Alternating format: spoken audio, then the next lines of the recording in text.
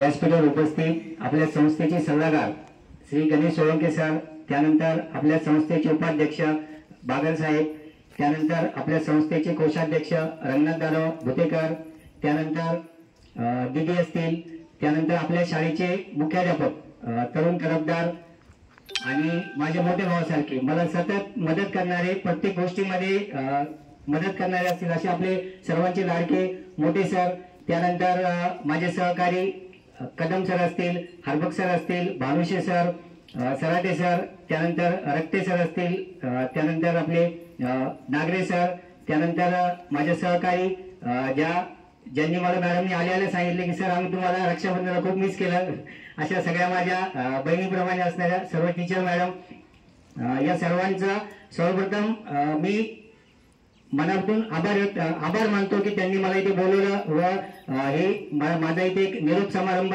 खरं तर सर मोठे सर मला म्हणत होते ज्या दिवशी माझी निवड झाली 25 जानेवारीला, त्या दिवशी पण सरांचं झालं होतं की आपल्याला कार्यक्रम घ्यायचा आहे, पण मीच त्यांना टाळत होतो कारण मला असं वाटत नव्हतं की तुम्ही तो निरोप द्यावा आणि कार्यक्रम असा घ्यावा.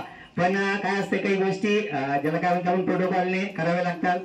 त्याबद्दल सर्वप्रथम मी संस्थेचे शाळेचे खूप खूप आभार व्यक्त करतो व मला त्यांनी ते चांगल्या प्रकारे एक इथे जर तुम्ही पाहिलं असेल ना तर जेवढं माझ्याबद्दल यांनी सांगितलंय, खरं तर काय असतं काही गोष्टी की मला आहे ना ज्याला आपण काय म्हणतो ना की कधीच सर्वप्रथम मी गोष्ट सांगतो माझी की मला असं मी कुठल्याच कार्यक्रमामध्ये बोलत नाही. तुम्ही मला जर पाहिलं असेल ना तर कुठल्या कार्यक्रमामध्ये भाषण देता नाही आणि मला कुठे पुढे जायला आवडत नाही, पण आजचा कार्यक्रम असा होता की तो माझ्यासाठीच होता, त्यामुळे मला असं बोलायला लागलं किंवा असं कुठल्याही कार्यक्रमात मी बोलत नाही. मला कुठे हे करायचं असेल तर आपण कधी ज्याला काय म्हणतो आपण एक डायरेक्टरच्या भूमिकेवर जायचं, आपण कधीच पुढे जायचं नाही, आपण दुसऱ्याला कोणाला तरी पुढे करायचं. कारण काय असतं आपण जिथे कुठे आपण शिकतो किंवा जिथे कुठे आपण काम करतो तिथे आपण वैयक्तिक आपली हे सांगितल्यापेक्षा आपले जे सहकारी आहेत त्यांच्याबद्दल आपण कधी चांगलेपणा सांगितलं पाहिजे का, किंवा आपण ज्यांच्यासोबत काम करतो त्यांच्याबद्दल आपण आपलं म्हणजे त्यांचा मोठेपणा सांगितला पाहिजे. आपण आपोआप मोठे होतो. जसं की आपल्याला स्वतः मी काय करतो हे सांगितल्यापेक्षा आपण इतरांबद्दल आपण जर सांगितलं त्याबद्दल आपण स्वतः आपोआपच आपण मोठे होत असतो. यामध्ये सर्वप्रथम आता वेळ खूप झालेला आहे तरीही थोडासा वेळ आपला मी घेईल. यामध्ये सर्वप्रथम आपल्या शाळेचे मुख्याध्यापक श्री मोठे सरांबद्दल सांगायचं म्हटलं तर कर्तृत्व, दातृत्व आणि नेतृत्व याचा त्रिवेणी संगम असणारे म्हणजे आपले मोठे सर.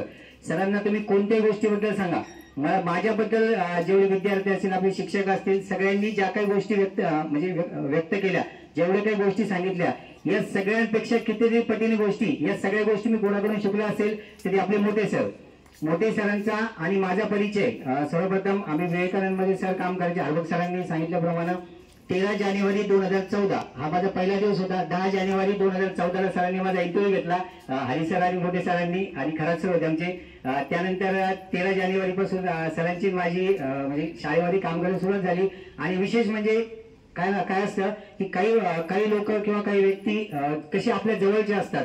सर आणि मी, मोठे सर आणि मी 2000 म्हणजे आमचं BA ला सोबत एका वर्गात होतो, पण आम्ही फक्त एकमेकाला ओळखत नव्हतो. आम्ही संभाजीनगरला दोघं पण एका क्लासमध्ये होतो, एकाच क्लासमध्ये शिकायचो, फक्त तेव्हा आम्ही एकमेकाला ओळखत नव्हतो फक्त. आणि 2012-13 असेल किंवा 13-14 परतूरला असेल कॉलेजमध्ये ग्रॅज्युएशनला आम्ही दोघं सोबत होतो, फक्त आम्ही एकमेकाला ओळखायचो नाही. आणि सरांची माझी प्रत्यक्ष ओळख. आज तुम्हाला मी जे काही दिसतोय, जे काही तुम्ही माझ्याबद्दल बोललात किंवा जे काही तुम्हाला दिसतंय, तर हे सगळं जर कोणाकडून मी शिकलो असेल ते आपले मोठे सर असतील किंवा आपले सगळे सहकारी असतील. आज जे तुम्ही काय बघतात, आपल्याकडे जेवढे काही टीचर आहेत त्यामध्ये आता जे नवीन आलेले शिक्षक असतील आपल्या ग्रुपमध्ये, आता मी तुमच्या ग्रुपमध्ये पण आहे, तर ग्रुपमध्ये जेव्हा मी बघतो तर सगळ्या टीचरकडून, आपल्या प्रत्येक शिक्षकाकडून आपल्याला कोणती ना कोणती गोष्ट आपल्याला शिकायची असते. तर मी पण असं काही वेगळं काही केलेलं नाहीये. फक्त आपले जे काही शिक्षक आहेत, माझ्या सहवासामध्ये जो काही व्यक्ती येतो त्या व्यक्तीकडे प्रत्येक गोष्ट काही ना काही नवीन असते. तुम्हाला ती गोष्ट त्याकडून शिकायला लागते. आपण त्या व्यक्तीमधलं चांगली गोष्ट कोणती आहे ती जर आपण शिकलो तर आपण नक्कीच आपला फायदा होतो.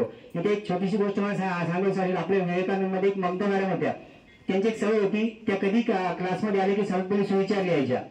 सर्वप्रथम वरती क्लासमध्ये आले की क्लासवरती बोर्डवरती ते सुविचार लिहायच्या, ती गोष्ट मी त्यांच्याकडून शिकलो. अशी प्रत्येक आपल्या शाळेमधील असतील किंवा आमचे पहिले सहकारी असतील, प्रत्येकाकडून आपल्याला एक नाही कोणती ना कोणती गोष्ट आपल्याला शिकायला मिळते. त्यानंतर आपल्या संस्थेचे सल्लागार सोळंके सराबद्दल सांगायचं म्हटलं तर 24 तास काम करणारे व्यक्तिमत्व. म्हणजे तुम्ही कोणतीही कधी सरांना काही करा, सर कोणत्या ना कोणत्या कामामध्ये बिझी असतात. आणि शून्यातून विश्व काय असतं, शून्यातून विश्व कसं निर्माण करायला पाहिजे याचं मूर्तिमंत उदाहरण म्हणजे आपले सोळंके सर. आणि त्यानंतर आपल्या छाया बागल मॅडम असेल संस्थेच्या सचिव. तुम्हाला म्हणजे एक गोष्ट सांगावीशी वाटते की जेव्हा त्यांना न्यू अंडर किड्स ही शाळा त्यांची खालचे वर्ग चालू होते, KG फर्स्ट असेल नर्सरी पर्यंत मॅडमला पहिलेच वर्ग चालू करायचा होता आणि मॅडमकडे सगळ्या गोष्टी होत्या.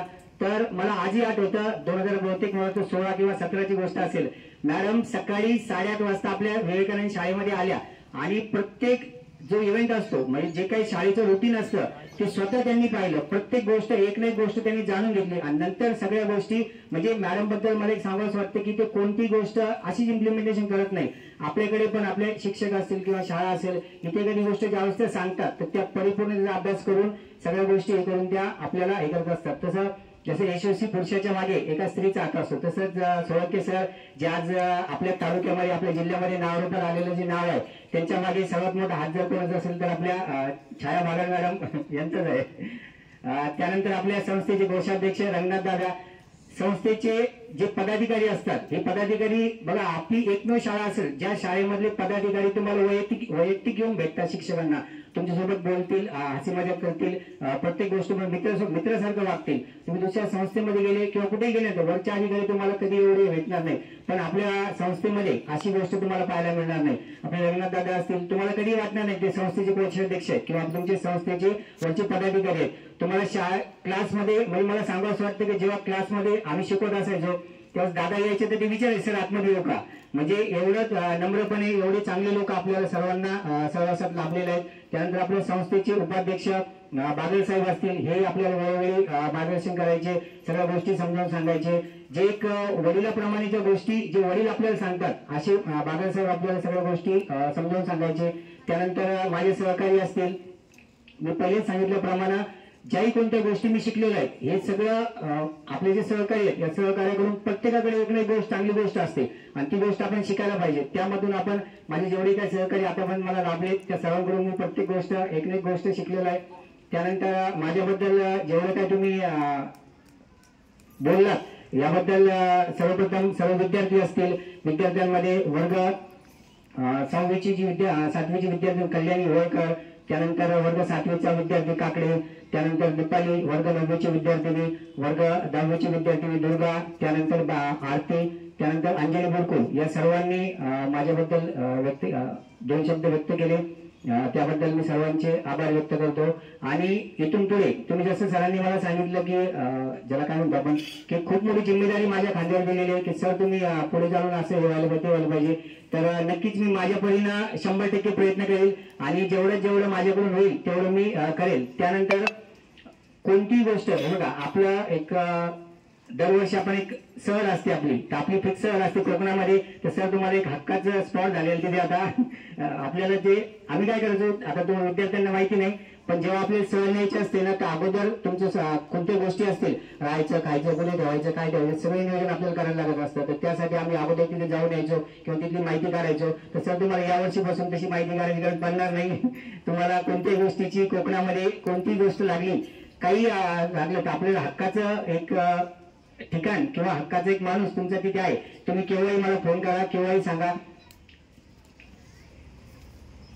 त्यानंतर आपले जे विद्यार्थी आहेत या विद्यार्थ्यांसाठी 2 शब्द मी सांगू इच्छितो. बघा, कोणती गोष्ट करताना सर्व विद्यार्थ्यांनी तुम्ही अभ्यास करता हे करता मनातून अभ्यास करायचा. आज बघा मागच्या वर्षी पण आपल्या शाळेमध्ये जवळपास 89% पर्यंत मुलं गेलेली आहेत. तर यावर्षी मागच्या वर्षी माझा जो 9वीचा क्लास होता तो यावर्षी 10वीला आहे. त्यातल्या भरपूर विद्यार्थ्यांनी म्हणजे स्वतःहून कमिटमेंट केलेली आहे की सर मी एवढे पर्सेंटेज मिळवणार आहे. त्यांनी स्वतः कमिटमेंट केलेली आहे आणि तेवढं पर्सेंटेज ते मुलं मिळवतीलच. आणि मलाच आता थोड्या वेळापूर्वी माहीत झालं की जो विद्यार्थी 90+ मिळवेल त्या विद्यार्थ्यांना एक आपले पालक आहेत निरंजनाचे वडील, त्यांनी पण काहीतरी बक्षीस ठेवलेलं आहे. स्टेशन मास्टर त्यांनी प्रत्येक जो विद्यार्थी 90+ मार्क मिळवेल त्या विद्यार्थ्यांना 5,000 रुपयाचं बक्षीस त्या पालकाकडून ठेवलेलं आहे. तर विद्यार्थ्यांनी चांगला अभ्यास करावा. त्यानंतर आपल्याला कोणती गोष्ट करताना बघा सर्व, आणि जर तुम्ही पाहिलं ना तर आम्ही जिथं राहायचो म्हणजे जिथे शाळेमध्ये काम करायचो तर मोठे सर असतील, आरबक सर असतील, कदम सर असतील, सराटे सर, आपले भानू सर किंवा आपले सगळे सहकारी, असं नव्हते आम्ही फक्त शिक्षक म्हणून नाही राहायचो. तर आम्ही एक किंवा आपले जे बालूभाऊ असतील, आपले सगळे जे ड्रायव्हर मंडळी असतील, हे सगळे आपण सगळे एक परिवार म्हणून काम करायचो. तर इथून पुढे सगळ्यांनी एक परिवार म्हणून काम करूया. आणि आपल्या शाळेचं नाव आता जसं जिल्ह्यामध्ये आपल्या, आणि मला सांगताना खूप आनंद होतोय की आपल्या शाळेचा हा नंबर मुख्यमंत्री माझी शाळा सुंदर शाळा यामध्ये हायस्कूलमध्ये आपलं जे केंद्र आहे, आपल्या केंद्रामध्ये पहिला नंबर आला होता. त्यानंतर तालुक्याची टीम पण आपल्याकडे येऊन गेली. भले आपला नंबर आला नसेल, आपलं पहिलंच वर्ष, नवीन शाळा आहे, याच्यामध्ये केंद्रावरून पहिला नंबर येणं हे पण खूप मोठी गोष्ट आहे. तर पुढच्या वर्षी आपला जसं केंद्रावरून नंबर आला तसं तालुक्यातून आपला मुख्यमंत्री माझी शाळा सुंदर शाळा यामध्ये नंबर यावा. आणि सर्वांनी सांगितलं सर तुमचं मार्गदर्शन राहू द्या, मार्गदर्शन राहू द्या.